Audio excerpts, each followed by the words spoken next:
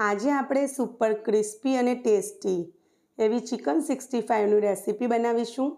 ઘરના જ ઇન્ગ્રીડિયન્ટ્સમાંથી બનાવીને તૈયાર કરીશું. ફ્રેન્ડ્સ, વિડીયો ગમે તો લાઈક જરૂરથી કરી દેજો. ચેનલને હજુ સુધી તમે સબસ્ક્રાઈબ ના કરી હોય તો જરૂરથી સબસ્ક્રાઈબ કરી લેજો. તો એકદમ ચટાકેદાર અને ટેસ્ટી ચિકન 65 બનાવવાનું સરળ પદ્ધતિથી શરૂ કરીએ. તો એના માટે અહીં મેં બોનલેસ ચિકન લીધેલી છે, લગભગ 700 ગ્રામ જેટલી. એમાં વિનેગર એટલે કે સડકો નાખીને સરસ રીતે પાણીથી ધોઈ લીધેલી છે. એકદમ સ્વચ્છ કરી લેવાની, 5 થી 7 પાણીથી ધોઈ લેવાની.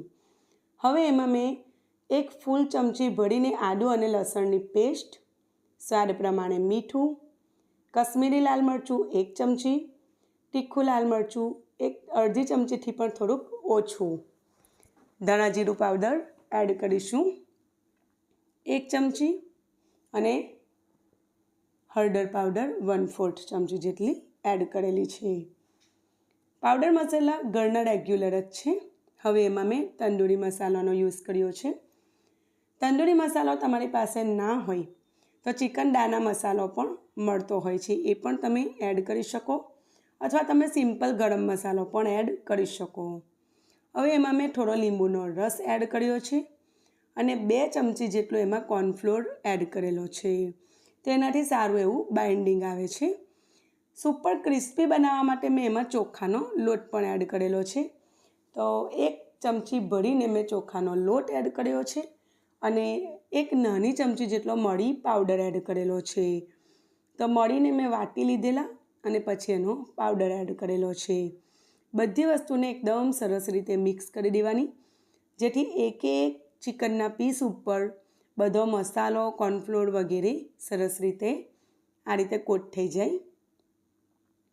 તો એકદમ સારી રીતે હાથ ધોઈ કરવાના, ચોખ્ખા કરી લેવાના. પછી આપણે આ કામ કરવાનું. એમાં મેં ફૂડ કલર એડ કરેલો છે, જે ઓપ્શનલ છે, પણ એનું લુક સારું આવે તે માટે એડ કર્યો છે. તમે એને ટોટલી સ્કીપ પણ કરી શકો છો. હવે એમાં સરસ મોઇશ્ચર આવે એ માટે આપણે એમાં દહીં એડ કરીશું. તો મેં 2 ચમચી જેટલું મોડું દહીં લીધેલું, એને આ રીતે મિક્સ કરીને એડ કરી દઈશું અને બધી વસ્તુ સાથે ફરી આપણે એને મિક્સ કરી લઈશું. તો દહીં એડ કરવાથી અંદર સુધી સરસ જ્યુસી લાગશે ચિકન. ખાવામાં બિલકુલ મોંમાં ડૂચો નહીં ભરાય, બહુ જ સરસ લાગશે. તો તમે આ રીતે જરૂરથી ટ્રાય કરજો. હવે આપણે એને મેરિનેટ કરી લીધેલું છે, તો ઢાંકીને ઓછામાં ઓછા અડધા કલાક સુધી મૂકવાનું. ટાઈમ ના હોય તો 20 મિનિટ સુધી તો મૂકવાનું. હવે જુઓ, તેલ ગરમ થઈ ગયું છે, તો એમાં 1 બાય 1 આપણે પીસીસ એડ કરીશું. તો ફ્રેન્ડ્સ, તેલને સારું એવું ગરમ થવા દેવાનું, પછી એની ફ્લેમ મીડિયમ કરી દેવાની અને પછી એમાં આપણે પીસીસ એડ કરવાના. હવે એને એડ કર્યા પછી તરત જ આપણે નહીં હલાવવાના, 1 મિનિટ જેવું એક બાજુ પર શેકાવા દેવાના. પછી આપણે એને હલકા હાથે પલટાવી લેવાના અને સુપર ક્રિસ્પી થાય ત્યાં સુધી આપણે એને શેકવાના. અંદરથી એકદમ સરસ જ્યુસી બનશે, બહારથી ક્રિસ્પી લાગશે. એનું લેયર પણ બિલકુલ નહીં નીકળે, બહુ જ ટેસ્ટી બનશે. ફ્રેન્ડ્સ, તમે મારી આ રેસીપી કયા શહેર અને કયા દેશમાંથી જોઈ રહેલા છો? તમારા નામ સાથે મને જરૂર જણાવજો, જેથી તમારો આભાર વ્યક્ત કરી શકું. ફ્રેન્ડ્સ, તમને મારી રેસીપી થોડી પણ ગમતી હોય તો લાઈક કરવાનું બિલકુલ ના ભૂલતા અને સબસ્ક્રાઈબ પણ જરૂરથી કરી દેજો, જે બિલકુલ ફ્રીમાં છે, એનો કોઈ ચાર્જ નથી લાગતો હોતો. તો જો આ રીતે સરસ ક્રિસ્પી ફ્રાય થઈ ગઈ છે. તો હવે આ પોઈન્ટ પર જ્યારે ચિકન ફ્રાય થઈ જાય 95% જેવી, એ સમયે આપણે એમાં મીઠા લીમડાના પાન એડ કરીશું.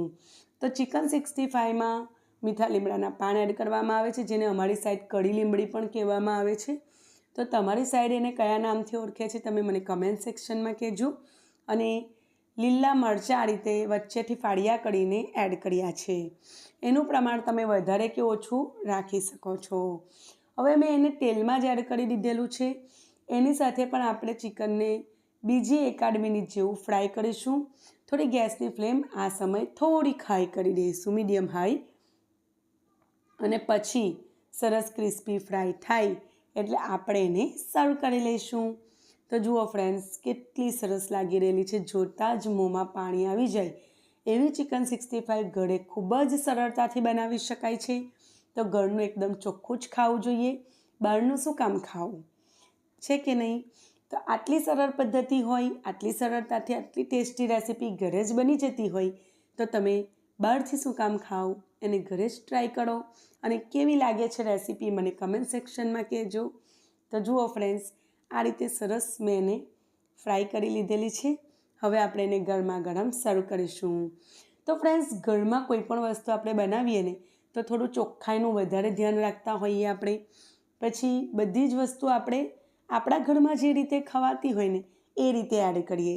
એટલે કે તીખું ખવાતું હોય તો એ પ્રમાણે, થોડું ઓછું તીખું ખવાતું હોય તો એ પ્રમાણે, છે કે નહીં?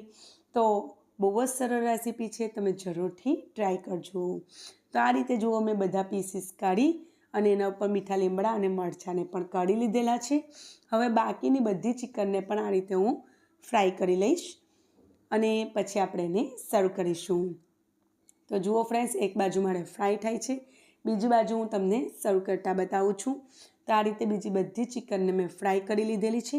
એની સાથે લીલા ધાણા, ફુદીનું, થોડું કોપરું, લીલા મરચાં, આદું અને લસણ એડ કરીને આ રીતની મેં ચટણી બનાવેલી છે.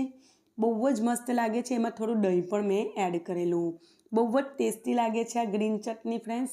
એની સાથે અને પ્યાજ સાથે એટલે કે ડુંગળી સાથે તમે સર્વ કરજો, તમને ખૂબ પસંદ આવશે. તમને મારી આ રેસીપી કેવી લાગી કમેન્ટ સેક્શનમાં કહેવાનું બિલકુલ ના ભૂલતા. ફરી મળીશું એક નવી જબરજસ્ત રેસીપી સાથે. ત્યાં સુધી આવજો, ટેક કેર, બાય બાય.